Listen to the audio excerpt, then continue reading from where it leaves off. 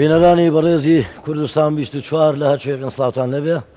خۆشحاڵم جارێکی دی لە پرۆگرامی خۆتان پرۆگرامی بۆ هەمووان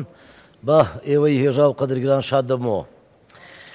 ئەمجارە لە پرۆگرامی بۆ هەمووان باز لە پەیوەندەکانی هەرێمی کوردستان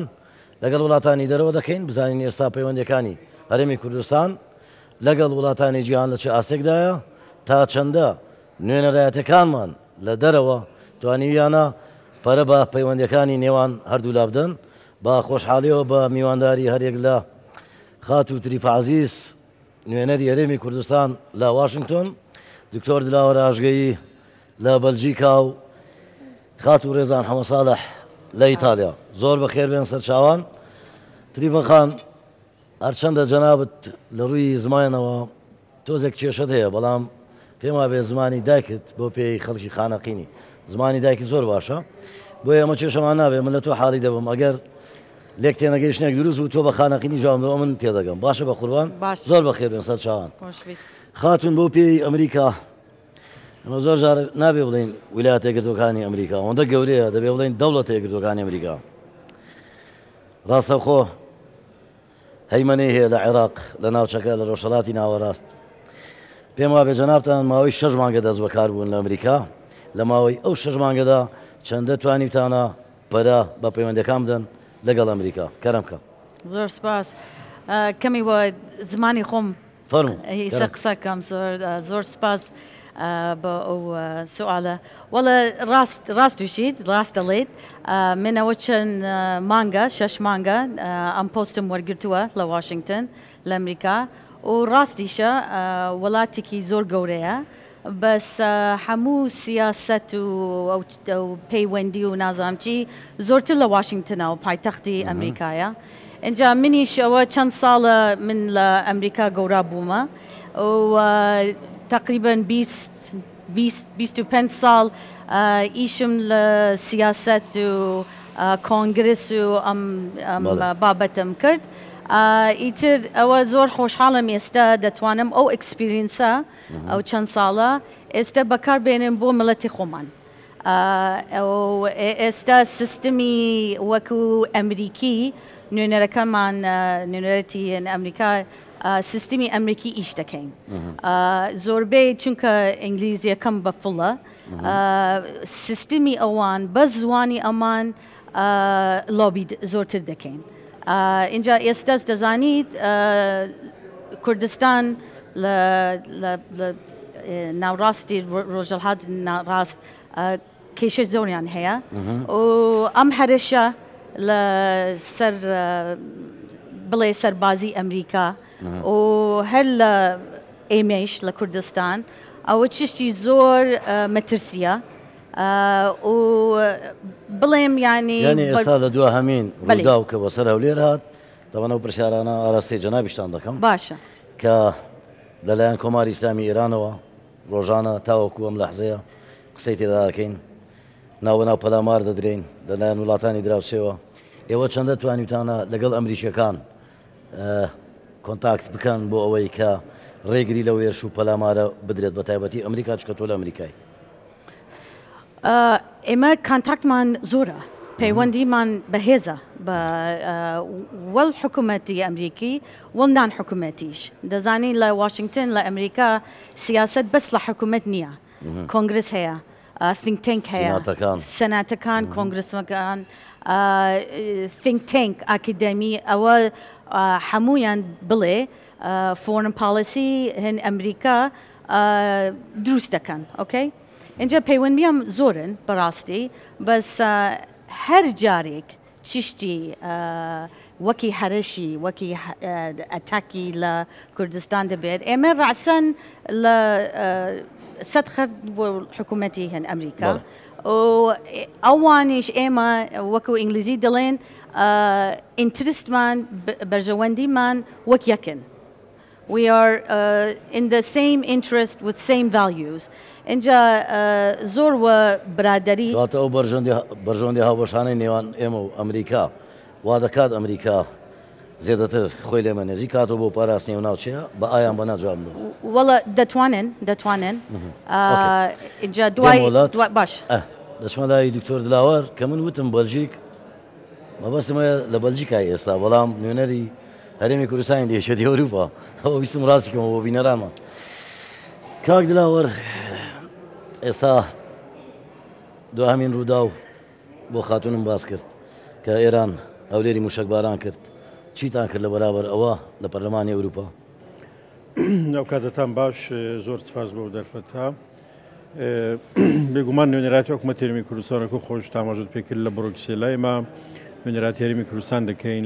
لەگەڵ دامەزراوەکانی یەکێتی ئەوروپا ساڕای ئەوەش لەگەڵ خودی بەلژیکا و لەگەڵ هۆڵەندا و لەگەڵ لوکزامبۆرگیش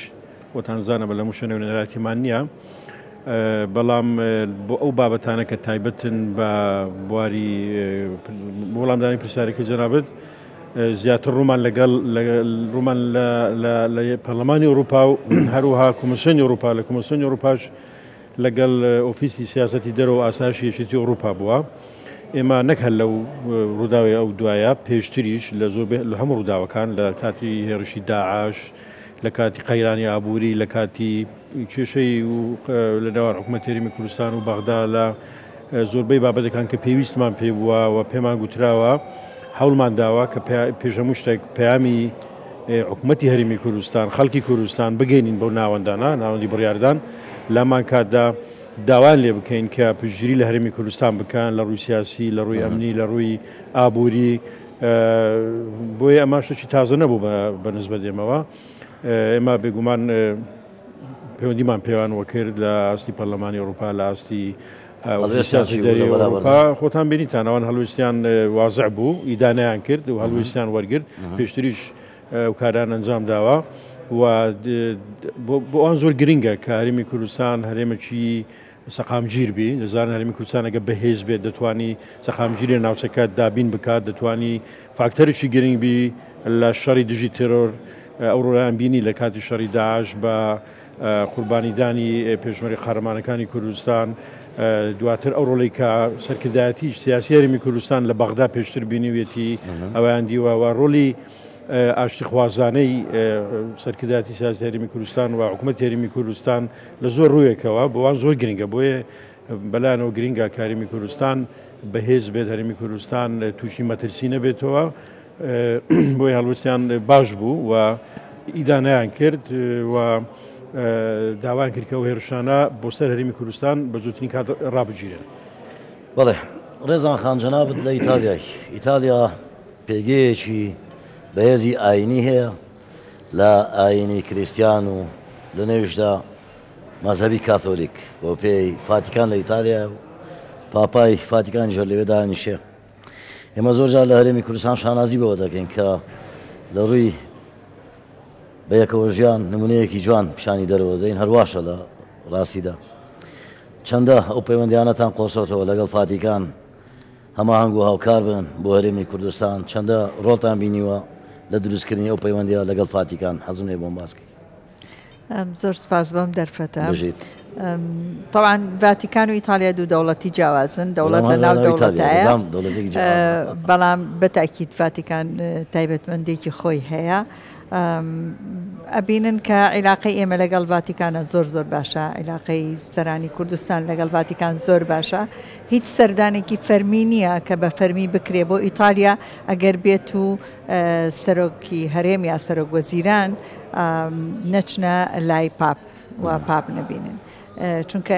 بۆتە عورفێک لەبەرەوەی کە لە نزیکەوە ئەوانی ژیانەوێ ئاگاداری وەزعەکە بن هەر لەبەرەوەی احتیمامە و لەبەر ئەوەی کە پێکەوە ژیان لەم پارچەی زەویە کە پێی ئەوترێ کوردستان تەنها شوێنێکە ئەوانەوە لەبەر چاو دەگرن بە تەئکید ئەوە ڕەچاوەکەن تەنها شوێنێکە کە هەموو ئەدیانەکان بەیەکەوە ئەژین و هەموو کولتورەکان بەیەکەوە ئەژین وەکو مۆزایکێکی جوان ئەیبینن نایەنەوێت تێکچێ هەر بۆیە لەبەر ئەو مەبەستە دۆستایەتی ئێمە لەگەڵیانە زۆر پتەوە ئەو بەیانەی کە بەداخەوە شەوەکەی ئەو کارە ساتە ڕوویدا بوو بینیتان ئێمە پەیوەندی تەلەفۆنیم کرد پاش ئەوە نامەیەکی ڕەسمیم نارد بۆ بەیانی خودی قەداسەتی پاپ ئیدانەی ئەو کارەی کرد و تەمەنای کرد بۆ بریندارەکان کە چاک ببنەوە داوای کرد کە ئەم کارانە ئیدانەی کردووە ئەم کارانە نابێ بکرێ و ئومێدەوار بوو کە هەموو لایەک پەیوەست بن بەوەی کە سەقامگیری لەو منطقەیەوە بە تایبەتی لە ئەقلیمی کوردستانە ئەبێ بەرقەرار بێ. چەندە کارتان کردو بۆ ئەوەی بۆ مەسەلەی پرسی لۆبی دروستکردنی کوردستان لە دەرەوە بە تایبەتی لە ئیتالیا خۆ دەزانی ئەگەر هەرچەندە من قەت لەگەڵ ڕێگەی قاچاغ نیم ئیتالیا کاتێک ئاوەکە دەبڕی یەکەم وێزگەی گەیشتنی ئەوروپا دەواازەی ئیتالیایە بۆ پێ خەڵکێکی زۆری لێ کردووە لە نێویشیدا ئێمەش هاوڵاتیانی ئێمەش تێدا بوو چەندە کارتان بۆ ئەوە کردووە کە هەماهنگ بن ئاسان کار بن بۆ ئەو کوردانەی کە لەوێ نیشتەجێن لەگەڵ حکوومەتی ئیتالیا بەنسبەت لۆبیەوە کە بۆ کوردستان کرابێ بەڵێ لە یەکەم دەستپێکی کارەکانمانەوە ئەگەر لۆبی نەبووایە خۆتان نەزانن زۆرێک کەمینەیەکی زۆر کەم کورد لە ئیتالیایە بەڵام ئەگەر لۆبی نەبووایە وەکو نوێنەرایەتی حکوومەتی هەرێمی کوردستان و بە هاوکاری لەگەڵ کوردەکانی کە لەوێن نەمانەتوانی ئەو کارانە بگەێنینە ئەمڕۆ لۆبیکردنەکانی ئێمە چەند شوێنێک ئەگرێتەوە لەوانە مەسەلەن حاولاکەین لە کاتی جەژنەکانی نەورۆزا جەژنەکانی نەورۆز ئاهەنگ نییە بەنسبەت نوێنەرایەتی حکومەت لە ئیتالیا بەڵکو لۆبیکردنە داوەتکردنی گەورە پیاوان و دیبلۆماتکارانی وڵاتانی دەرەوەیە کە لەوێن و داوەتکردنی ئەو با بڵێن دیبلۆماتکارەکانی خودی ئیتالیایە وەزارەتی دەرەوە وەزارەتی ناوخۆیان لەبەر ئەوە دۆستایەتەکەی ئێمە و لۆبیکردنەکەمان لەسەر ئەوانەیە و عێلاقێکی زۆر باشمان لەگەڵ سێنات و پەرلەمانی ئیتالیا هەیە و لەگەڵ خودی سەرۆک وەزیران و وەزیرەکانی ئیتالیا هەیە. دکتۆر عێراق هیچ بەربەستان بۆ دروست دەکات لە دەرەوە باڵۆزخانەکانیان خۆشببختانە ئێستا لە ئێستادا پەیوەندی باشمان هەیە لە بڕوسێ لەگەڵ باڵوسخانە عێراق و بۆ ئاگاداریتان زۆربەی زۆری کۆبوونەوەکانی کە ئەنجام دەدرێن لە نێوان یەکێتی ئەوروپا و عێراق بە فەرمی لە بڕۆکسل ئێمە وەکو نوێنەراتی حکوومەتی هەرێمی کوردستان بە فەرمی بانگێژ دەکەین و شان بەشانی شاندی عێراقی و باڵوسخانەی عێراق لەوێ بەشدارین و هەماهەنگی باشمان هەیە بۆیە من دەتوانم بڵێم کاوا دەستکەوتی باشی هەبووە هەم بۆ ئێمە و هەم بۆ خودی عێراق ئەمە کارێکە کە دەکرێت وەکو نمونەیەک لە وڵاتانی تریش سوودی لەوەگیری ئیسفادی لێ بکرێ کە لە قازانجی هەموو لای باڕۆنتر پرسیارەکەم کاتێک کە جەنابتان لەگەڵ یەکێتی ئەوروپا دانیشن بۆ پرسێک کە وابەستەی بە هەرێمی کوردستانەوە لە بەرابەردا باڵۆزخانەکانی عێراق لە وڵاتانە کە بوونیان هەیە تەداخل ناکەن لە کاروبارەکانتان ماسەرەن بە وڵاتی بەرابەر ناڵێن بۆ جۆرە کۆبنەوانە ڕێک دەخەن تایبەتی کە پەیوەندەکانی نێوان هەولێر بەغدا گرژی زۆری تێدەکەوێت خۆی من وەکو ئەزمموی خۆم بینیومە ئەمە تاڕادێکی زۆر دەگەرێت و سەر ئەو کەسێک کە نوێنەراتی عێراق دەکات کە باڵۆزی عێراق لەو شوێنە تێڕوانی چۆنە سەبارەت بە پرسی کورد بڕوای بە فدرالیزم هەیە بە هەرێمی کوردستان هەیە بە دەستور هەیە کۆمەڵی خاڵە ینی خەڵکمان بینیوە کە هەڵوێستی باش نەبووە بەڵام هەژ بووە کە زۆر باش بووە و ئەمە دەگەرێت سەر زیاتر سەر بڵین کەسێکە خۆی هەرچەندە واقعەتێک هەیە دفاکتۆیەک هەیە لە یەکێتی ئەوروپا لە زۆربەی وڵاتان کە هەرێمی کوردستان هەیە هەرێمی کوردستان هەرێمەکە دانی پێنراوە پەیوەندی خۆی هەیە و ڕۆلی خۆی هەیە لە ناوچەکە یاریکەرێکی زۆر گرنگە و بەرژەوەندی دوولانەی هەیە لەگەڵ بەشێک لەو وڵاتانە لەو چوارچەوەدا پەیوەندیان هەیە لەگەڵ هەرێمی کوردستان خۆتان دەزانن لێرە ئەو وڵاتانە 30 وڵات نوێنەراتی لە هەرێمی کوردستان هەیە ئێمە لە 14 وڵات هەمانە لە دەرەوە ئەگە مەقارنە بکە ینی ئەوان زیاتر دێنە پێشەوە بۆی پەیوەندی لەگەڵ ئێمە بکەن و نوێنەراتی لێرە بکەنەوە باڵۆزخانە کۆنسولخانەی بکەنەوە لە هەرێمی کوردستان نوێنەراتی سیاسی بکەن لە هەرێمی کوردستان بۆیە ئەمە وای کردووە کە ئێمە پێگەی خۆمان هەبێ ئەو پێگەیە ڕەنگە تەمەەن بە ئاسانی دروست نەکراوە ئەمە بە چەندین ساڵ تێپەڕیوە و جگەل لەوەش پێشێوەش لە ئەوروپا لە هەشتاکان لە کۆتایی هەفتاکان دەستپێکی هێشتاکان ڕۆلیان هەبووە لە خۆنیشاندان لە گەیاندنی دەنگی کورد بە ناوەندەکان دێم وڵات لە ئێستادا ئەوەندەژێکی زیاد کەم بەردەوام باش ئەگەر لە کۆبوونەکان سەیری بکەی ئێمە کە بەشدار دەبین بە فەرمی وەکو وڵاتان بۆ نمونە عێراق تابلۆی خۆی لە پێشەوە وەکو عێراق لە تەنیشتەوان ئێمە دانیشتین وەکو هەرێمی کوردستان سەرڕای ئامادەبوونی وڵاتانی تری ئەندام لە یەکێتی ئەوروپا ئەمە پێشتروانە بوو، ئەمە دەستکەوتە، ئەمە ئیشی بۆ کراوە، لۆبی بۆ کراوە، مادیبوونی بەدووە بۆ کراوە کە گەیشتەوە ئاستا و لەو ڕۆژدانیمە بە ئاسانی بگەڕێتەوە دواوە لەو بڕادام کەوە گەشتبیرم کە زیاتر بەرەو پێشەوەش بڕات. دەستخۆش تریفە خام ناوبەناو لە مێدیاکاندا ناوبەناو لە میدیاکاندا گوێبیستیەوە دەبین کابینەی نوێمی حکوومەت هێرمی کوردستان پەیوەندی خراپە لەگەڵ ئەمریکا وایە پەیوەندیتان خراپە لەگەڵ ئەمریکا بە تایبەتی لەم کابینەی نوێمی پەیوەندیتان خراپە لەگەڵ ئەمریکا؟ وەڵا لە میدیاکان و لە سۆشیال میدیا زۆر کەس چشتی بڵاو دەکەن لەزت ئەم کابینەیە ئەوە ڕاستە بەس لە فەرمی لە حکوومەتی فەرمی نەخێت لێوانە ئەو بڵاوکردن و دژایەتی و نازانچی وا بزانم لە هەموو جیهانە نەم بەس لە ئەمریکا بەس زۆربەیان منەڵێم هەرچی سەرکەوتوو دەبێت دژیمان دەنگیان بەرزتر دەکەن لە زدی کوردستان لە زدی ئەم کابینە لە زدی کوردستانی اینجا ئێمە ناڕۆسترین بۆ ئەو قسە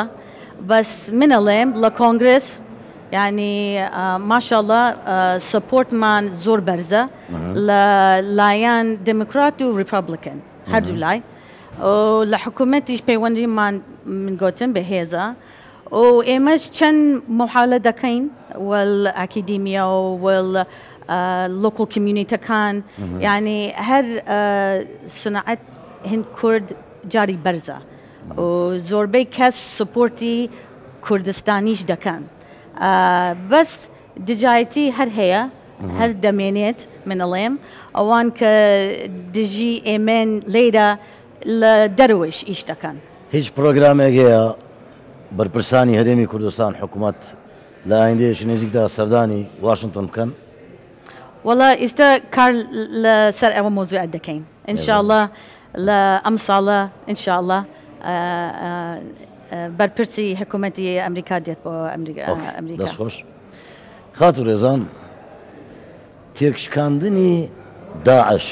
لەسەر دەستی پێشمەرگە چەندە لەبار بوو یان دەرفەت بەوە درا کە دەنگی کورد لە ناوەندە باڵاکانی ئەوروپا بەرز بێتەوە. پێم خۆشە باسی ئەو ساتە وەختانم بۆ بکەی چونکە خۆم لە ئەوروپا بووم کاتە یعنی پێشمەرگا وشەی پێشمەرگا زۆر دەوری هەبوو من لە ستۆکۆڵم خۆم لە ستۆکۆڵم بووم کە وتم خەڵکی کوردستان وتیان پێشمەرگا حەزم لێ باسی ئەوانە بۆ بکەیت زەحمەت نەبێت. سپاس لەگەڵ هەموو ناخۆشیەکانیە لەگەڵ هەموو ئەو شەهیدانەی کەیامان بەڵام من پێڵێم زمانی تاجە زێڕینەکە چونکە بەڕاستی وەکو تاجێکی زێڕین کرایە سەری پێشمەرگەکانی ئێمە لەبەرەوەی پێشمەرگە ئێمە هەمیشە بەرەنگری کار بووە لە ناو وڵاتە وە لە بەردەمی خۆمانە و لە بەر چاوی خۆمانە بەڵام ئەم جارە لە بەر چاوی دنیا بوو ئەم جارە بەرەنگری کار نەبوو بەس لە میلەتی کورد بەڵکو بەرەنگریە کرد لە هەموو دنیا لە باتی هەموو وڵاتانی دیموکراسی ئەو شەڕە بەملی پێشمەرگەداوات. دروستە ڕاستە جا لەبەر ئەوە ئەو کاتە کەلیمەی پێشمەرگە لە هەموو جەریدەی دنیا و مجللەکانی دنیا گەورەترین و مهمترین کەلیمە بوو زۆرترین کەلیمە بوو کە بەکارات بوو لەو ساڵانەیە.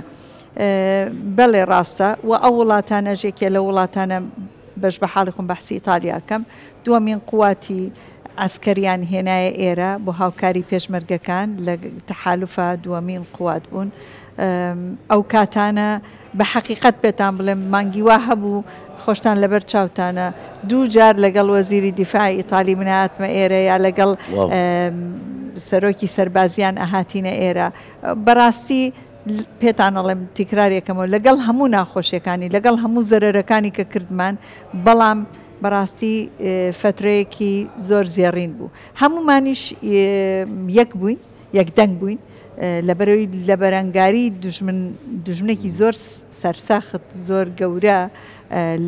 بە هاوکاری وڵاتانی کە هاوکارمان بوون بەڕاستی توانیمان بەسەر ئەوە زاڵبین هەرچەنە تا ئێستش برینەکانی داعش هەر زۆرە و قوڵە و هەرچەندە تا ئێستش داعش وەکو ئایدۆلۆژی تەواو نەبوو لە ناو ئێمەیە بە تایبەتی دووبارە بەداخەوە لەگەڵ ئەو کارە ساتانەی کە لە دەوروبەرمان ڕوئەیە خەریکی سەر هەڵدانەوە جارێکی کە ئومێدەوارم وانە بێت و ئومێدەوارم بەو قوتەوە نەبن بەڵام پێشمەرگە قارەمانەکانی ئێمە توانیان زۆر بەرەنگارێکی چاککەن لەبەرەوە وەکو تاجێکی زێڕینە لەسەری هەموو پێشمەرگەیەکی کوردستان کە ئەو بەرەنگاریان خۆش دکتۆر خاتون باسی ئەوەی کرد کە ئەو کاتانە هەموو یەکدەنگ بوون ئێستا دەبینین لەم دوایانە تۆزێک ململانی ناوخۆمانەیە ئەو ململانیانە کاریگەری کردوتە سەر پەیوەندی نوێنەران لە وڵاتانی دەرەوە بۆ نمونە خاتون لە حەزبێکە و جەناب لە حەزبێکی و ئەویش لە حەزبێکیە کاریگەری کردوتە سەر پەیوەندەکانی ئێوە بۆ ڕایکردنی مامەڵەکانی ڕۆژانەتان لە ڕووی پەیوەندەکانی دەرەوە خۆی ئێمە نوێنەراتی هەرێمی کوردستان دەکەین نوێنەراتی هەموو ئەحزابی کوردستان دەکەین چاوانی کە لە حکومەتن چاوانی لە دەروی حکومەتن چاوانی کە ئۆپۆزیسیۆنن و لە کارکردنمان هەوڵمان داوە ئەو بابەتی حیزباتی قەت ڕنگدانەوەی نەبی پامی ئێمە بۆ لایەنی ئەوروپی هاوکاری زیاتر بۆ هەرێمی کوردستان پشتگیری هەرێمی کوردستان بۆ لە ڕووی سیاسی و ئەو بوارانەی کە دەبنە هۆکاری بەرەو پێشچوونی وڵات هەرێمی کوردستان کارمە لەسەر ئەوانە کردووە بۆ نمونە لە دروستکردنی پەیوەندی لە نێوان زانکۆکان بۆ نمونە هەوڵمان داوە لە ئاستی یەکێتی ئەوروپا زیاتر بێن خزمەتی خوێندنی باڵا بکەن لە هەرێمی کوردستان ئەمە هیچ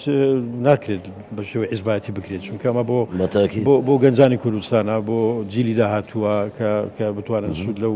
دەستوەرگری بۆ پاراستنی قوارەی هەرێمی کوردستان لەگەڵ وڵاتانی ئەوروپا چەندە کارتان کردووە بۆ نوێنەرەکانی ئەوروپا بەگشتی نەگەر بە تەناخۆت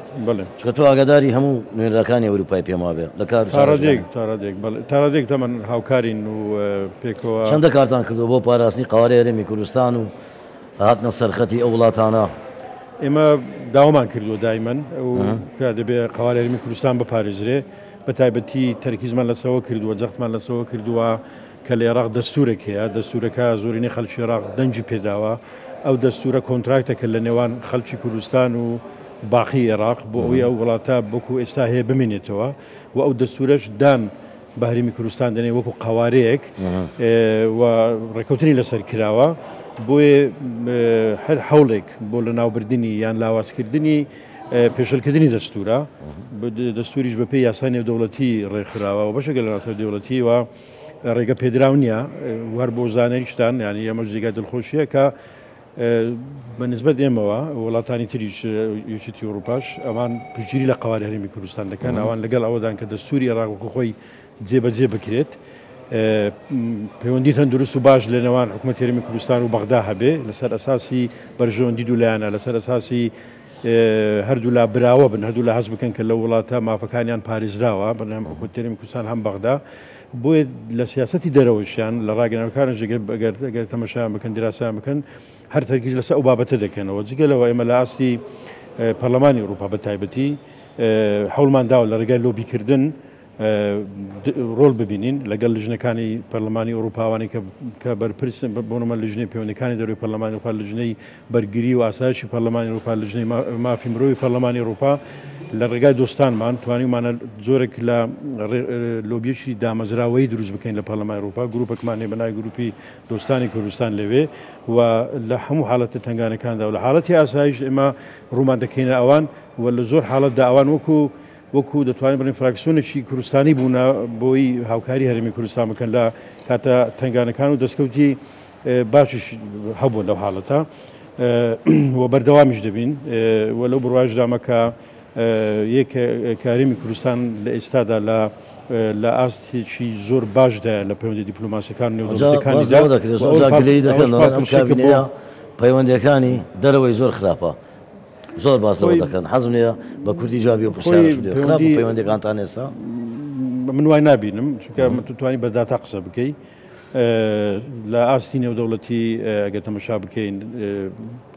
بەڕێز سەرۆکی هەرێمی کوردستان بەڕێز سەرۆکی حکوومەتی هەرێمی کوردستان لە ئاستی سەرۆکی وڵات و سەرۆک وزرانی وڵاتێکی سەربەخۆ پێشوازی لێ دەکرێن نمونە زۆرن ئێستاما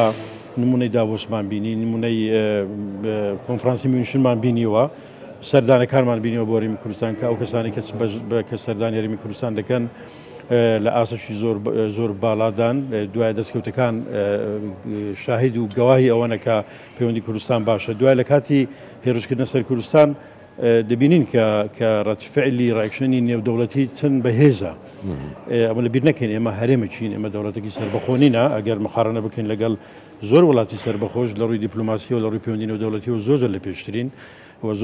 و زۆریش بەهێزی نامەش لە خزمەت خاوەری هەرێمی کوردستانە لە خزمەت سەخامگیری هەرێمی کوردستان بووە و لە کۆتاییدا لە خزمەت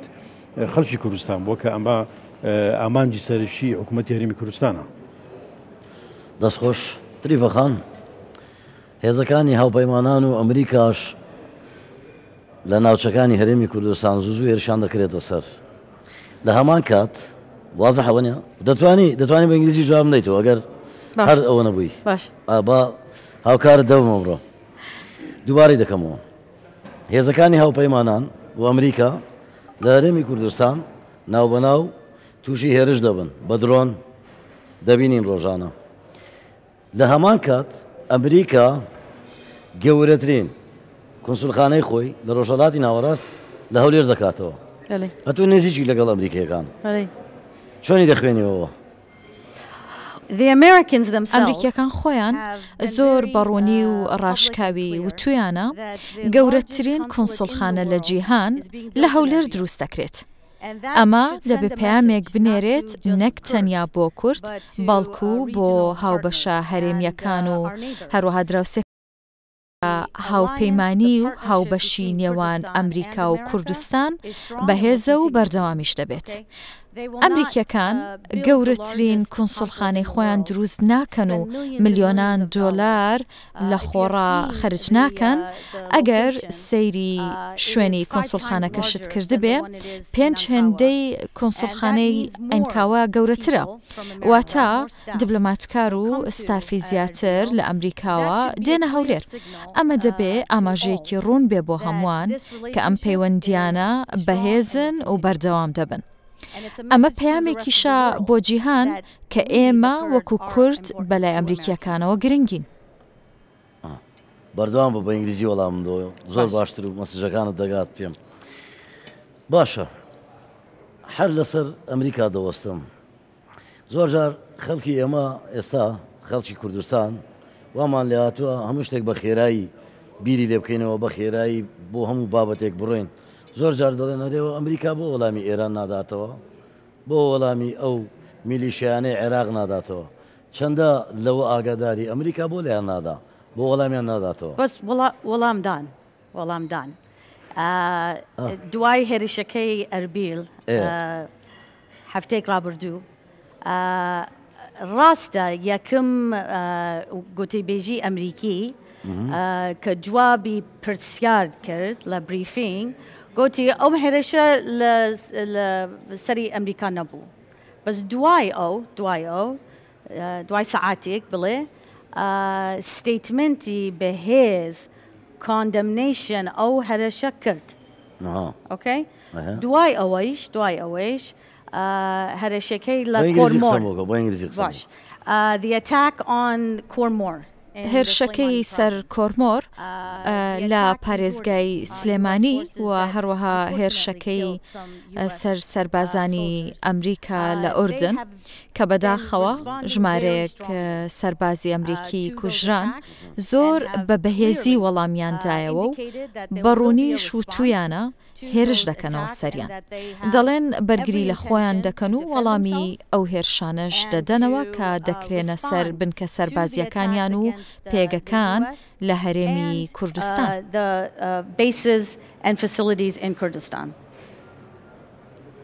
ئەوەی تۆ بە کورتی ئەویانم جاابدەوە ئەوەیە تۆ ئاگاداربی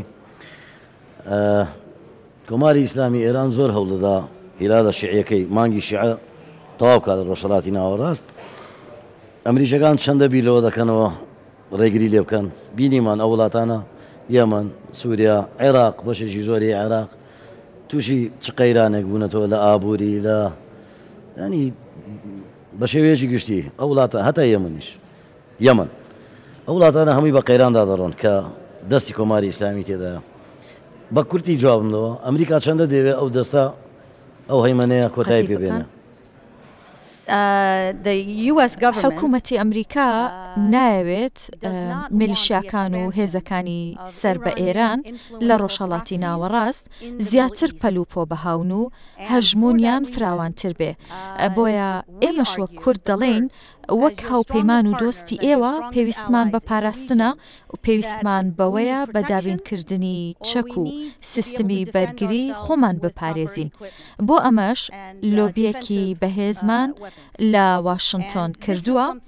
ئەگەر بگەڕێمەوە بۆ پرسیاری پێشووت و شتێکی دیکە بڵێم کە ئەمریکا کردوویەتی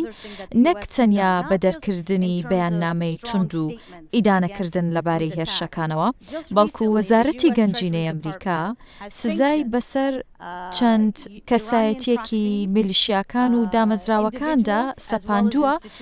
وەک بانکەکان و هێڵە ئاسمانیەکان وەک فلای بەغداد واتە لە بواری ئابووریش بە کردار وەڵامیان داوەتەوە زانیاری باش تێدا بوو وەڵامەکان خاتون دەگەڕێمەوە لای جەنابەت بزانم ئێمە وەکو کورد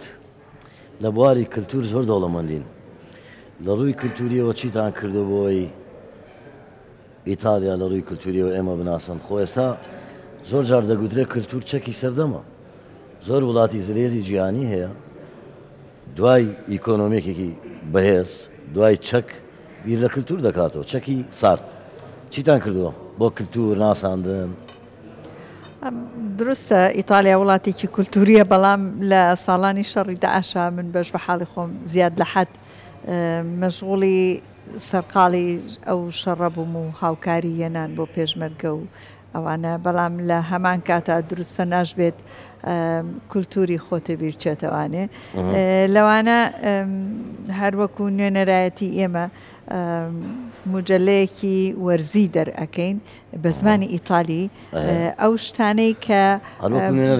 بەڵێ وەکو نوێنەرایەتی ئەو شتانەی کە باسی کوردستان بەش بەشە بەشێک باسی کوردستانە و سیاسەتی کوردستان بەشێکی تری بەحسی کولتوری کوردستانە بەشێکی تری چەند مقالەیەکی سیاسیە و چەند شعرێکە هەر جارەی شاعرێک هەر جارەی منطقەیەکیش جارێک مەسەلەن سەبارەت بە دهۆک هەولێر سلەیمانی هەڵەبجە هەورامان شوێنە هەر جارەی بەحس لە فۆکس لەسەر منطقەیەکە بێجگەلەوە چەندەها سێمینارمان کردووە بۆ کولتوری چەندەها برادرانی ئەو کەسانەی کە فیلمسازەکان یا ئەوانەی کە هونەرمەندن هاتوونەتە ئەوێ جایزەیان وەرگرتووە بە فەرمی لەبەرەوە هەوڵی خۆمانمان داوە بەسەرۆکو عەرزم کردن هەوڵەکانی ئێمەش لەوە چڕەبێتەوە زیاتر کە تا چه حدێ بتوانین بە پێی ئەو ئیمکانیەتی کە لە بەردەست نوێنەرایەتیەکانەیە بتوانن ئەو کارانە ئەنجام بدەن بەس حەدل ئیمکان کردومە گرنگەوەیە توانیتانە کارێکی باشکەن بۆ ناسانی ئەو کللتورە نەک بەس لەو ڕۆوە لە ڕۆکانی تریشەوە با بڵێن من حەزەکەم ئامانجە بە یەک شتیکە بکەمەوە لەو ئەوە کولتوری نێ بەزەوە حەدەسێکی زۆر سەرەکیە بۆ یەکەمین جار لە ئیتالیا توانیمان جەنابی سەرۆکی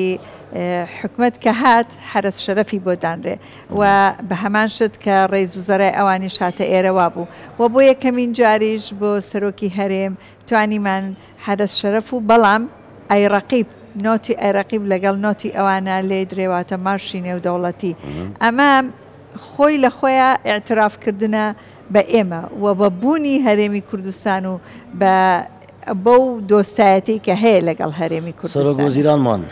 کابینەی نوێم چەندە هاوکارتانە لە ئیتالیا هاوکاریەکان زۆرن بەس بەداخەوە ئەو وەزعی کە بەسەر هەموو میلەتی ئێمە دێت ئەویش ئەو دەستخستنە قوتی میلەتی کورد لەلایەن عێراقەوە لەلایەن بەغدادەوە طبعاً ڕنگدانەوەی لە لای ئێمەش هەیە بەڵام لە هەموو بوارەکانی ترا هەمیشە هاوکار بوون فەرمانگەی پەیوەندیەکانی دەرەوە بە هەموو شێوەیەک هاوکارن ئەوتان نەداوە لەگەڵ ئیتالیا لەگەڵ حکوومەتی ئیتالیا سیناتەکانی ئیتالیا باسی خراپی ئەو قەیرانێک کە باست کرد بیگەێنی بە ئیتالیا بەڵێ بڵێن لەگەڵ بەغدا ئەوە حاڵی کووردا بەڵێ ئێمە قەیرانەکان پێمان وتون لەبەرەوەی ئەوانیش وەکو عەرزم کردن بەشێکن لە تەحالوف لێرەوە بەشێکی سەرەکیشن لە تەحالوف لێرە محاولەمان کردو لە ڕێگەی وەزارەی خارجیە و لە ڕێگەی سێنەتۆرەکانیانەوە پێیان بڵێن کە بتوانن نێوەندگیری بکەن لە بینی ئێمە وەکو کوردستان و لە بینی بەغا و خسومانەتە بەر ڕوویان کە چەنەها شتی دەستوری ئەوان نایخەنە سەر مێز و گفتوگۆی لەگەڵ ئێمە بکەن یا کاری پێ ناکەن چەنەها جار داوامان لێکردوون هەر لەم کارانەی ئەخیرا بەداخەوە کە هات بەسەر کوردستانە دوێنێ وەزیری دیفاعی ئیتالیا بە فەرمی نامەیەکی نرد بۆ ئێمە کە ئەمڕۆمە دامانە دەست جەنابی سەرۆکی حکومەت کە ئیدانەی ئەو کارە ئەکا کە بەسەر ئێمە هاتووە و پشگیری تەواوی ئیتالیا ئەدا بە ئێمە و ئەویش ئومێدەوارە کە سەقامگیری لێرە بەرقەرار بێ و هەموو هەوڵی خۆیان ئەڵێ چڕەکەینەوە لەسەر ئەوەی کە بتوانین نێوەندگیری بکەین و ئەم کارانە ڕوونەدا. دکتۆر لاوەڕ چەند دەتوانیتانە لەسەر ئاستی باڵا وەکو نوێنەرایەتی لە یەشێتی ئەوروپا خەڵکی کاریگەر سیاسی کاریگەر لە ناوەندەکانی ئەوروپا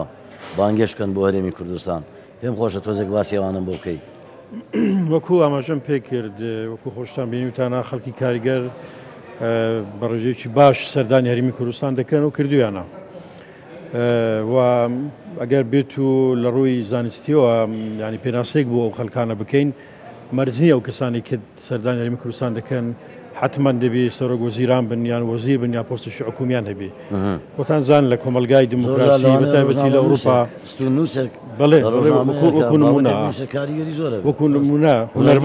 هونەرمەندێک کەسێکی پاڵاوانێکی وەرزش ڕۆژنامووسێکی دیار خەڵکی تر ئەوانە کە سلبرەتی پێیان دەڵێن زۆریان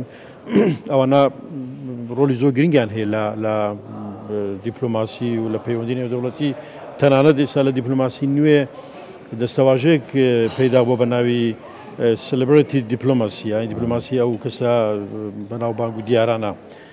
کە ڕۆلیان هەیە لە زۆر شت لە پێگەیاندنی لایەنەکان ئەگەر تریفەخان لە ئەمریکا مەسەلەن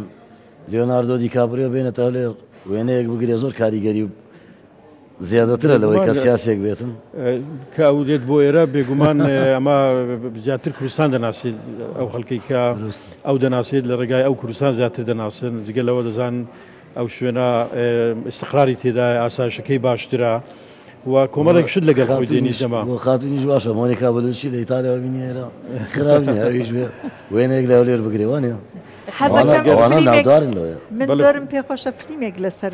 کوردستان ئەوانە بەشداری تیا ئەگەر تەمەشاکی یعنی سیرکەی بەتایبەتی ئەم دیاردەیە ئێستا وڵاتانی کەندا و زۆر سوودی لێ وەردەگرن دەبلۆگەکان لە ئەو کەسانی کە یوتیوبوانن جگە لەوەش لە پاڵەوانی سپۆرت ینی بردننی بۆ نمونە کەسێکی ڕۆناڵدۆ بۆ سعودیە یان بانگشکردنی مسی یان خەڵکانی تر و ڕێخستنی فستیڤال و ینی ئیڤنت و شتیوە بۆ ڕاستەکانی سەرنجی دنیا بۆ سەر وڵاتەکانیان و کاریگەریشی هەبوو بۆ لەشی سەرکەوتوو بوون ئێمە دەتوانین سوود لەو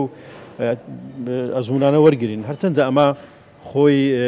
پێویستی بە پشگیرێکی دارایی هەیە و ڕەنگە هەرێمی کوردستان لە ئێستادا ئەو لێوێتی شتی تر بن ئەو لەتی موچە بیت خزمەتکردنی خەڵک بیت بەڵام ئەوە دەکرێت لە دوڕۆژ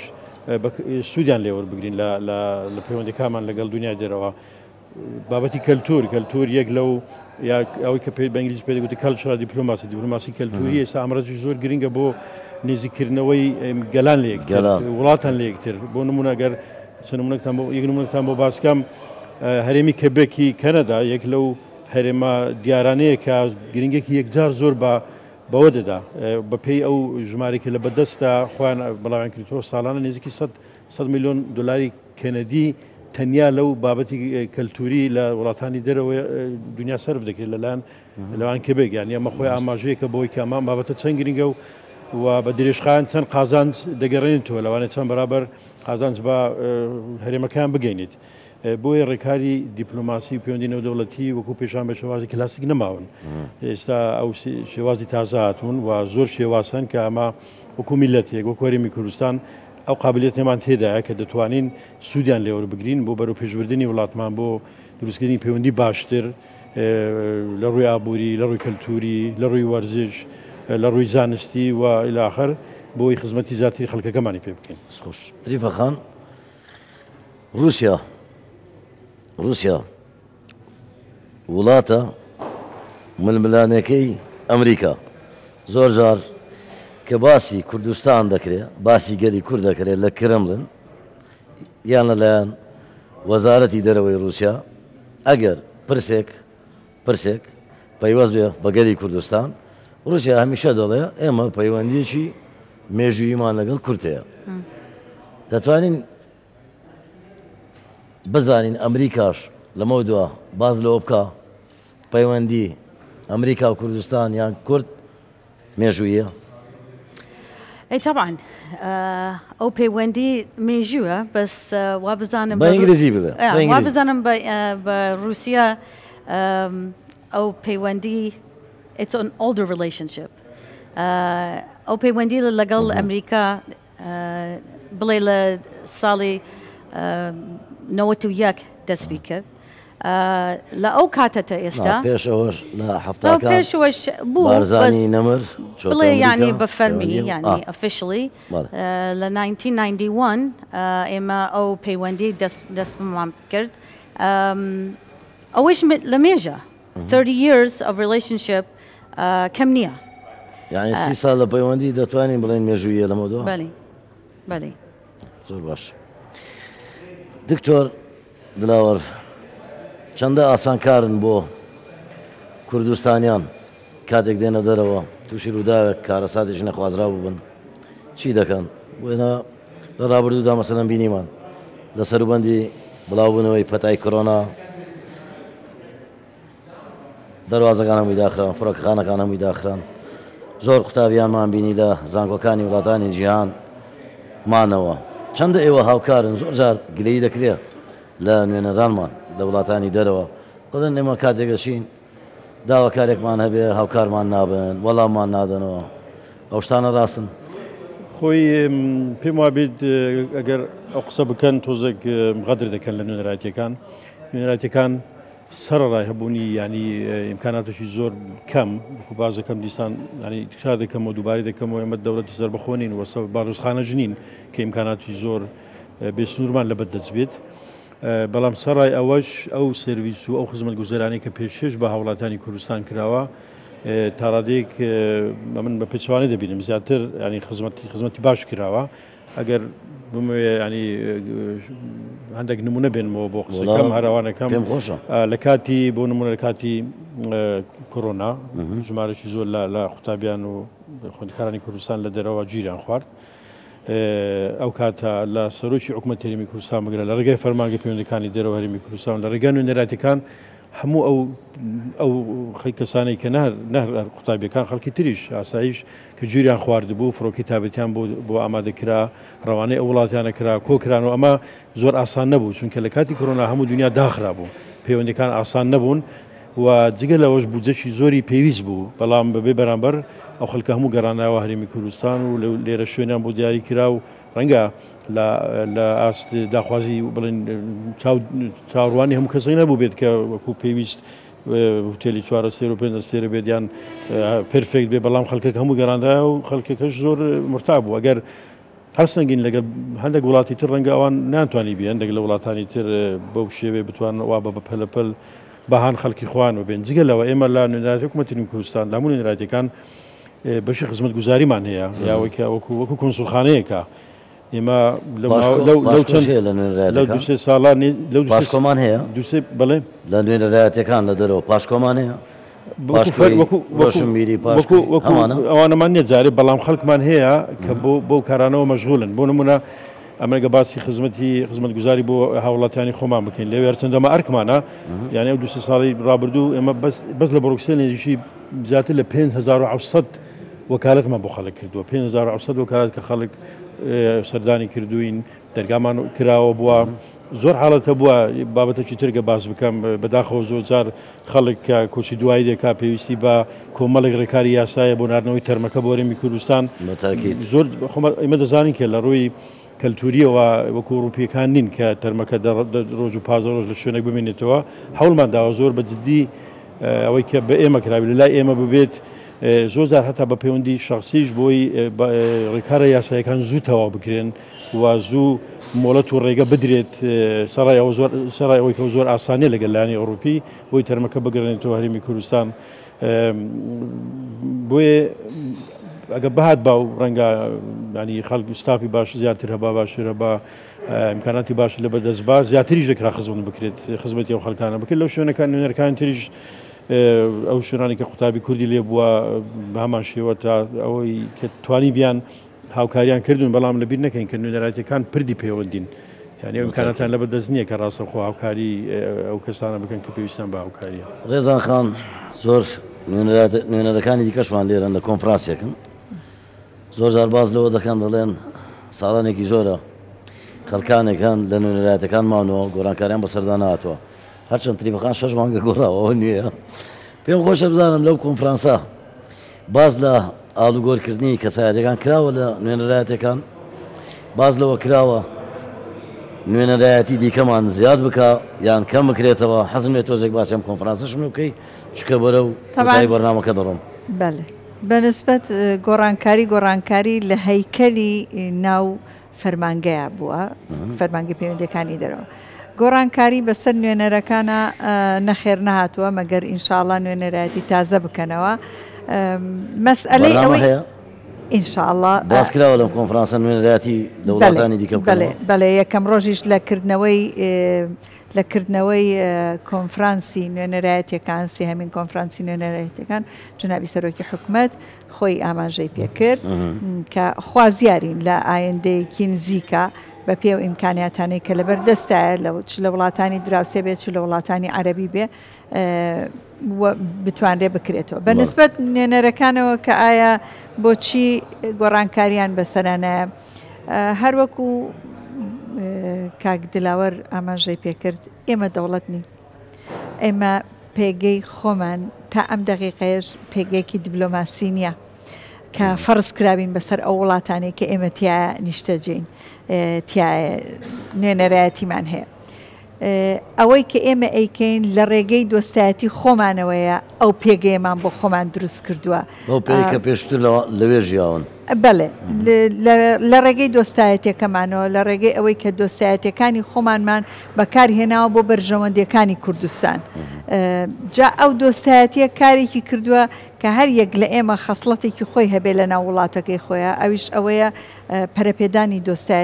دۆستایەتەکە بۆ ئەوەی نزیکتریان بکەیتەوە لە کوردستان دۆستایەتەکە بۆ ئەوەی بتوانی ببیتە پردێکی پەیوەندی هەروەکو عەرزم کردی لەبەرەوەی ئێمە دیبلۆماتکار نین ئەوەی کە بەسەر دیبلۆماتکارەکانی با بڵێن دەوڵەتێکی وەکو عێراقا باشترە ئێستا کە بە فەرمی جارێ نەبینێتە دەوڵەت هەتا دیبلۆمات بن چکە دیبلۆماتکار لە هەموو وڵاتان دائیما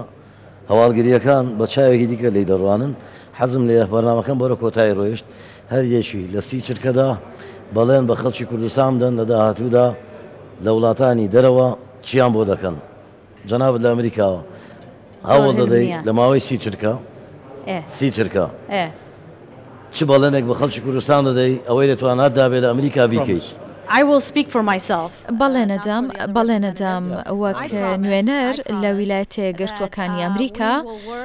هەموو هەوڵی خۆمەدەم بۆ فراوانکردنی پەیوەندیەکانمان لەگەڵ ویلایەتە گرتووەکانی ئەمریکا بە حکوومەت و خەڵکی ئەمریکاشەوە ئەم پەیوەندیەش درێژە پێدەدەین بۆ دوورمەودا و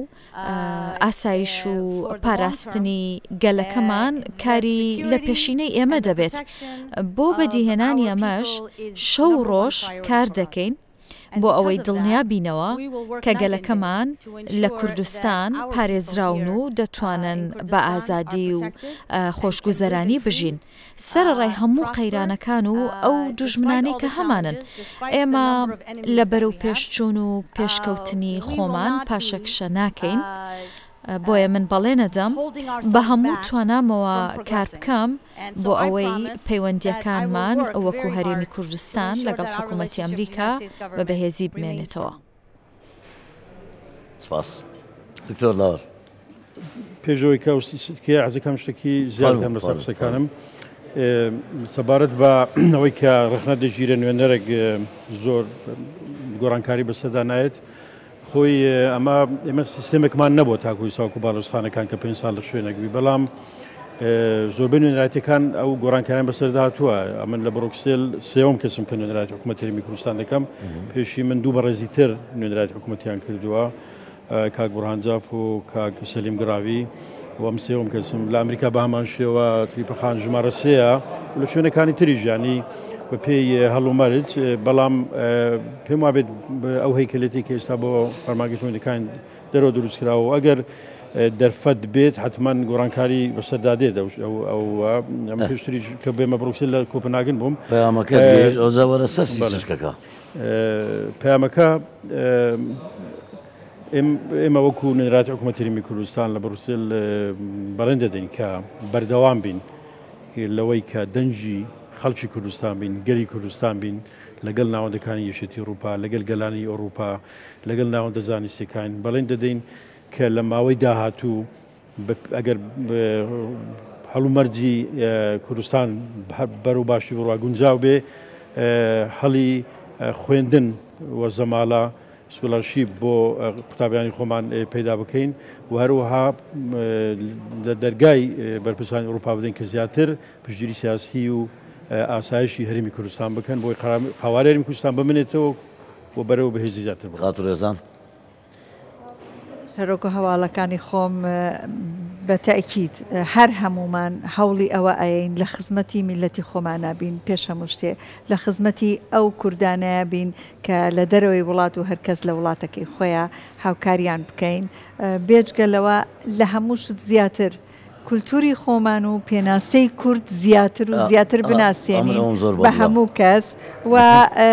محاولە بکەین بە هەموو قوتی خۆمان پشگیری زیاتر و زیاتر بۆ میلەتی خۆمان بەکاربێنین و دەرگای نوێنەرایەتەکان واڵا بێ بەڕووی هەموو کوردێکە. سپاس بۆ ئێوەی هێژا کە لە بەرنامەکەم ئامادە بوون داوای لێبوردن لە تۆ دەکەم تریفەخان دەزانم ماندووم کردی چکە زمانەکەت زۆر بەخێر بێن سەر چاوان دووبارە سپاس بۆ بینەرانی کوردستان 24 کە تا هێستا لەگەڵمان بوون هەمیشە باشە.